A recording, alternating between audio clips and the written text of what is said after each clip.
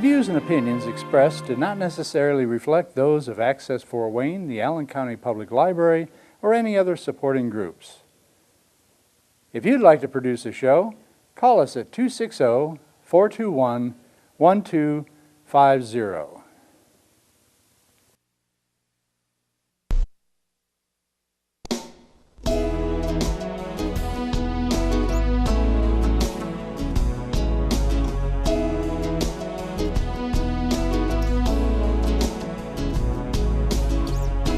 Let me be your lighthouse so I can show you the way.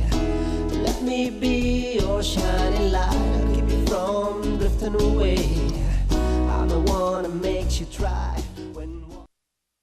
Hello, this is Patty Hunter of Patty's Page. Today I am doing a phone-in with Sarrin Foster, who is the CEO of Feminists for Life.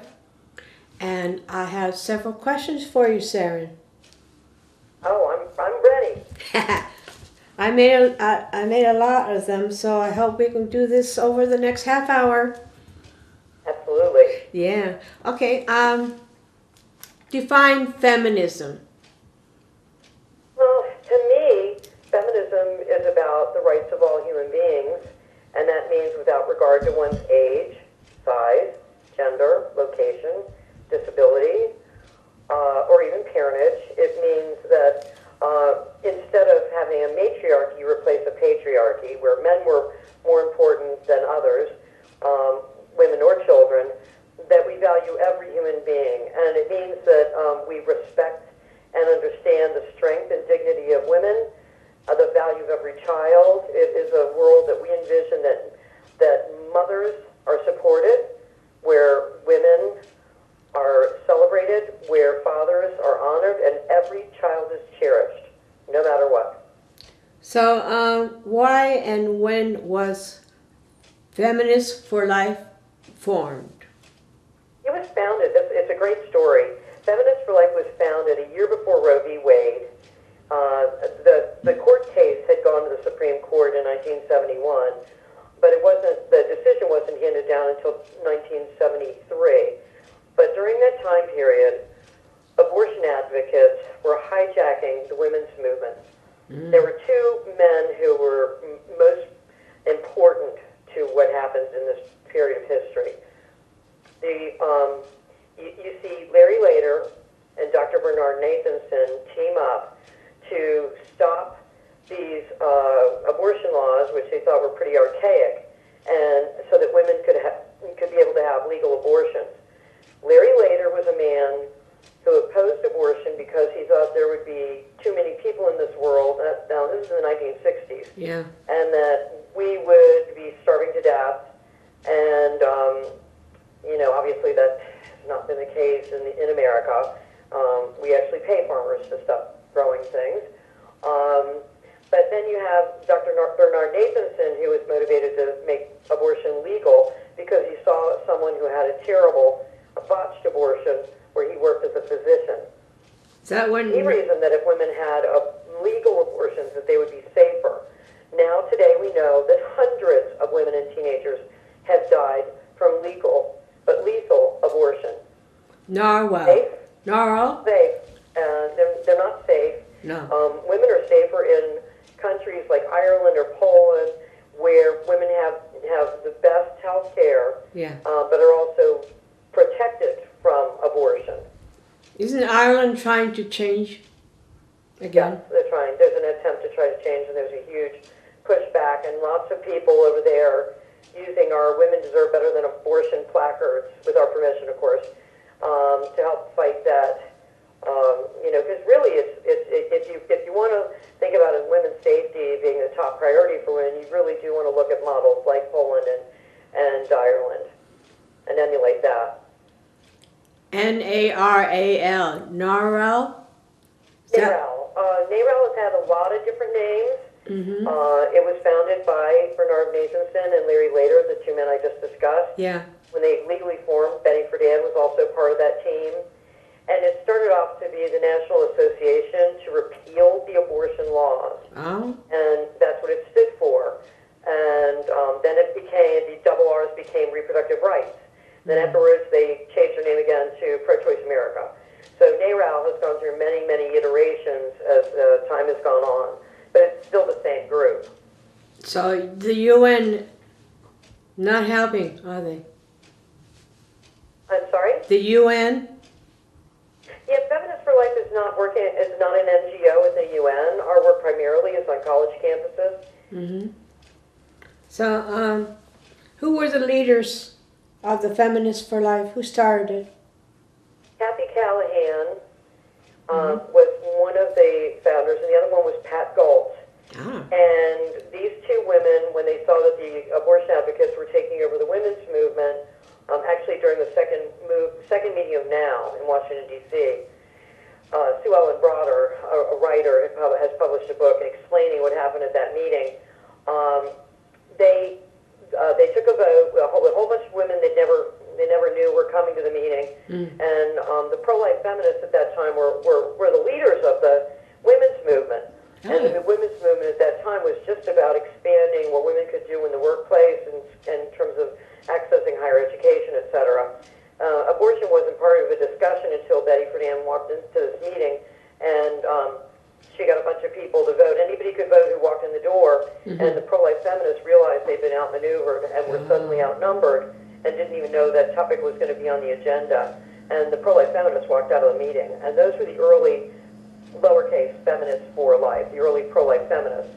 But Feminists for Life was formed before Roe. One of the two founders, Pat Galtz, went into a NOW meeting in Ohio, distributing anti-abortion literature, trying to stop the takeover of the feminist movement by abortion advocates. She was excommunicated from the meeting. She was thrown out. And so at that point, Feminists for Life was founded in 1972. And it's grown and grown and grown and grown. And there has been, no stopping of this energy around pro-life feminism, because we're looking at what the early American feminists fought for to address the root causes driving women to abortion. We have a lot of work to do since Roe v. Wade undid the very laws that most of the early American feminists worked for to protect women and children from abortion. So in 1792, now, is that when they started to become more aware that abortion was wrong? I think you're probably referring back to Mary Wollstonecraft in Great Britain. Yeah. She writes a book called The Vindication of the Rights of Woman, and in this book she decries in scathing 18th century terms the sexual exploitation of women, but she also condemns those who would just destroy the embryo or cast it off once born, saying that everything in nature has value, if you will, and if you violate her laws, the laws of nature, you seldom do so with impunity. She's a British writer, very controversial, because she was so pro-woman out there, and she dies giving birth to a second baby girl. And this girl, they name her after her mother, and she too is named Mary Wollstonecraft.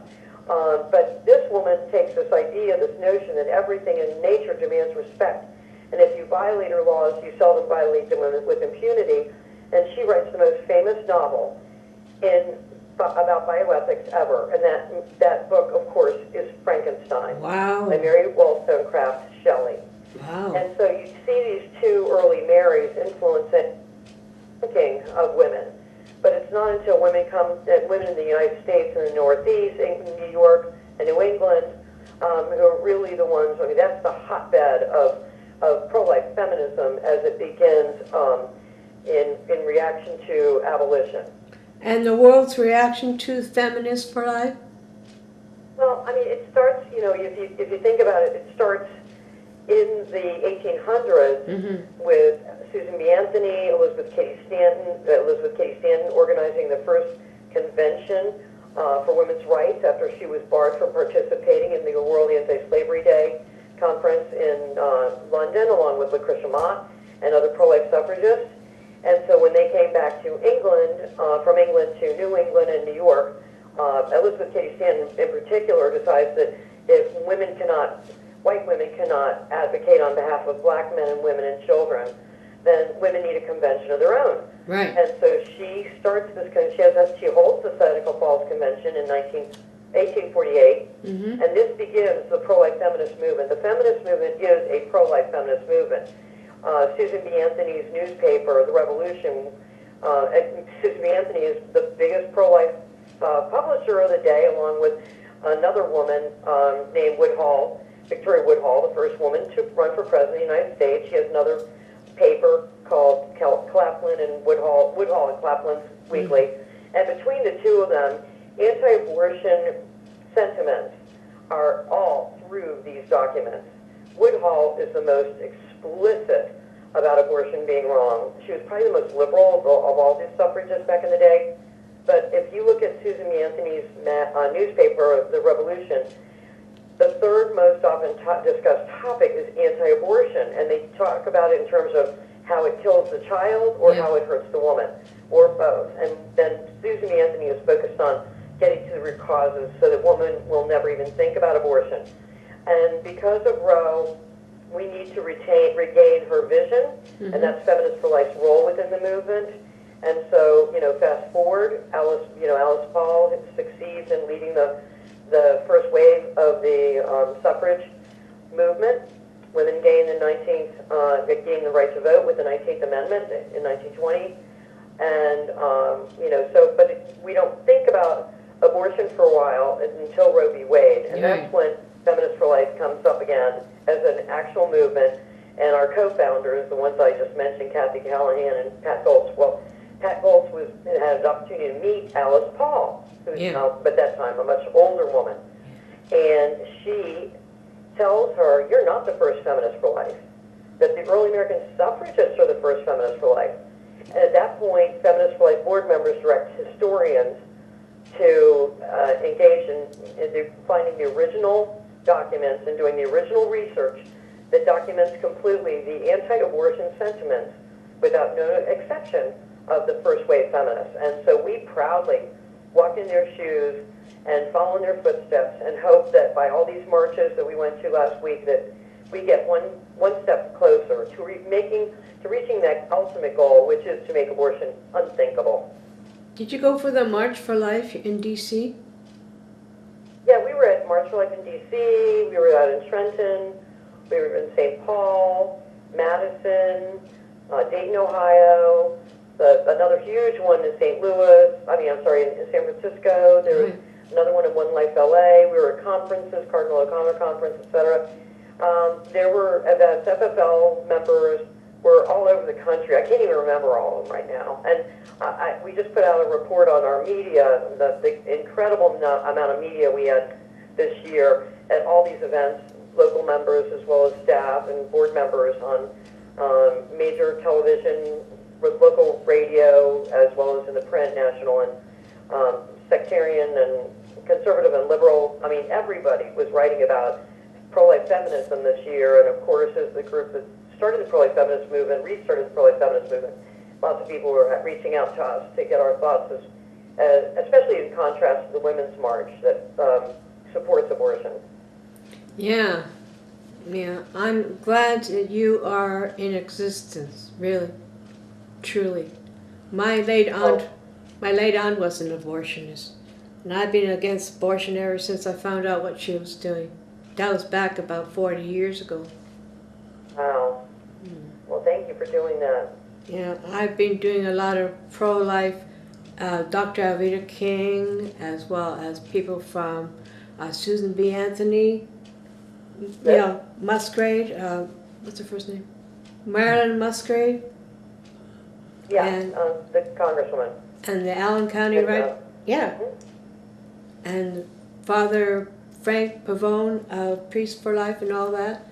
It's not just with religion, it is for all people, no matter where they are on this planet. Exactly. We have to respect life again. We have to re-educate ourselves. Pass it on to the next generation. I think that's why Feminists for Life work has been so revolutionary, because we were the first group to really focus on college campuses and support the student groups. And so, I recognize, and I read report in the mid-90s when the board was having, FFL board was having a retreat, and Feminists for Life was determining what next steps would we make, and we had just gone through a lot of work, a lot of projects on the Hill, legislation, Violence Against Women Act, Child Support Enforcement. We worked eventually on the Unborn Victims of Violence Act. I testified on behalf of Sharon LaRocha for Lacey and Connor's law. Earlier, the Family and Medical Leave Act, things that would really systematically address the unmet needs of women that would otherwise drive them to abortion or coerce, even make women feel they were being coerced into an abortion in some situations. So at that time, there was a Gallup poll that came out and talked about the fact that more teenage girls see themselves as pro-life than pro-choice. But after they graduate from high school, they slowly become more pro-choice as they go through college. And there's a lot of reasons for that. And one of them is because of the culture on campus, the belief by the administrators, many of whom have had abortions themselves, of course, during that revolutionary era of the 70s, are now, teaching children that they had an abortion. It was part of the movement and expected of women not to, to sacrifice their family and, for their careers and model as a man and, accept kind of the male model of working within higher education instead of expecting the male model of higher education administrators to change with society and support pregnant and parenting employees as well as students. So by the time a woman gets to her fourth year in college, 3 out of 4 women support abortion, according to this poll by Gallup. And so at that time, we're looking at my board and realizing that most Feminists for Life members have more degrees than a thermometer, if masters than their doctorates. So they're very well educated, and we understand university life. And Pressure. many good things that happen, but we knew we needed to change and reach the students who are being told that they had to have an abortion to get out of school. That is so not right. That is so not right. I mean, and that's what we're changing. The universities, some universities here in Indiana are experimenting with embryos, babies. Planned Parenthood is not helping us at all. Yeah, as I look around the country, the investment really should be to help women stay in school who are, especially those women who are minority, women of color who overwhelmingly, are the ones who have abortions, or women who are poor. 75% of women who have abortions are poor.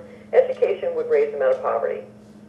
So focusing their alumni and dollars of parents of students who are attending school, it's much better to look at housing, daycare, maternity coverage, telecommuting options. Do they have a diaper desk on campus? Are they masked? Do they have policies that say you won't be thrown out of school if you have a child, that we will work with you? Is there a central place on campus that would be the main place for a pregnant woman or parents or birth mothers or an expectant dad to find all the resources that are available in the community? So we've developed a pregnancy resource survey, which we've shared with other pro-life groups and campuses and state groups. So when you see the survey, this is where FFL really is entrepreneurial, and we share things with other people so that we can hasten the day to make abortion unthinkable. And then we developed a guide, a rally for resources, a template for a website, all sorts of things. And you can just see the energy around this with other groups taking up on our ideas and utilizing our tools and then coming up with new creative ways to expand the call for action on campus. But the keys to changing a campus are getting everybody, not yelling at them, but asking the administrators during a pregnancy resource forum, to take an inventory of what's available on and off campus, introduce them to people off campus that they probably never met. They know the people who run the abortion clinics because they come to campus and they market directly to the health center staff. Yeah. But how many times do we have Birthright, CareNet, Heartbeat, unaffiliated pregnancy care centers have meetings on campus? They know that they could refer to them as well. We need to do that. We need policies. We need resources and support on and off campus, identified, put up on the website of the school, and also have communication patterns. We have a lot of recommendations for all of this on our website, and also when we come to campus to hold a pregnancy resource forum. And by doing so, we don't just change campuses. We don't change just hearts and minds and one life at a time, which is really important, but we change the perspective of these students who are going to go out into every field, and instead of saying, we can't do it, women can't handle pregnancy, women can't succeed in a job, they're sitting there with a new attitude saying, oh yes we can. I can have my child. I can work. I can get married.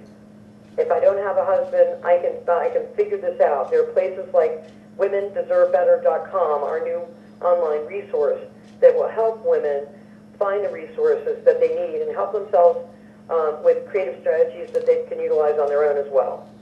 And what about now they're trying to get rid of Down syndrome children, babies? They're trying to have perfect babies now?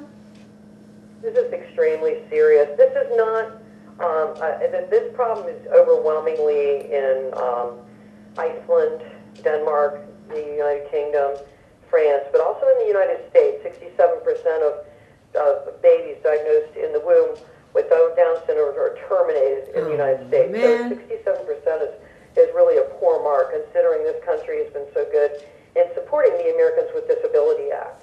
Yeah. And France has prohibited, is my understanding, images of children with Down syndrome who have survived the womb, who have not been aborted. They don't want them in ads or in images, films, etc., because they think it'll make the women who had an abortion, who had a baby with Down syndrome, feel bad. Well, trust me, they're feeling bad, even if they decided to have that abortion on their own. There is abortion regret. And when they see, when they see any child, they can wish that they had seen and met the child their own, even if they couldn't take care of them, even if they felt they were incapable of taking care of a child with special needs. There are tons of adoptive parents out there who want children, and they love them without regard to their ability. Do you counsel anyone? I'm sorry? Do you do counseling as well? The Feminists for Life. Do counseling? No. Feminists for Life is an advocacy and education group. Pregnancy resource centers are devoted to direct services. And so if people come to us asking for counseling, pregnancy counseling, we're responsible for legislation and programs on campus and directing people to the resources that the federal government has developed or communities have developed. But, everybody has to do their part. For Feminists for Life, it's really trying to change society. For Pregnancy Resource Centers on the ground, they're the ones who do the direct counseling. Do you work along with Students of America, Students for Life of America? Well, we have a lot of pro-life student groups that we work with. More directly, the student groups on campus. In ages past, we've shared everything that we've ever done with the American group, but primarily Feminists for Life at this stage is working on campus directly with the student groups who embrace feminism. Where Students for Life of America does not, the leader doesn't see herself as a feminist. A lot of the pro-life student groups are filled with pro-life feminists and are coming more and more to Feminists for Life of America because they now see that as their home. I'm awed by your group that you are working so hard to help our unborn and newborn. Well, we like men too, and we like a lot of our members, and it's really a privilege to serve in a different way. And each of us are, are inspired in different ways to serve according to their own abilities to make a difference in this world. And it's a pleasure and an honor to have spoken with you today about what we can do to make real change. We had a March for Life here in Fort Wayne, and I filmed it. Oh. So may I send it to you? Sure, certainly. And let us know next year if your members who are listening in that area, if we could send you all placards and get the Women Deserve Better Than Abortion placards and Peace Begins in the Womb placards, or All People Are Equal, All Choices Are Not placards out in the crowd. You are welcome. Really, everybody took them in these other places, and we have to get to more rallies this year. I think we did 12 up from 1 then 2, and now it's 12, and I think there's now like dozens across the country now. We're Yeah. so proud of what you do. I'm happy that we had you today on my show, Patty's Page. You're welcome to come next year. I'll let you know when we have another March for Life here in Fort Wayne, Indiana. So thank you, Sarrin. Thank you, Patty. It's been a real joy to be with you, and thanks to everybody who listens to you, your voice, your guests, to make this world a better place. March 4th. You're not so bad yourself, kiddo. Thank you. Bye-bye, hon. Bye. And thank you, my audience, for tuning in. Feminists for Life, they are very, very pro-life. Thank you. I'll see you next week. Godspeed, my love, until we meet again. You're always in my heart and every dream. Don't let this time apart give in to all our fears. God will keep us close from up above. So until we meet again, Godspeed, my love.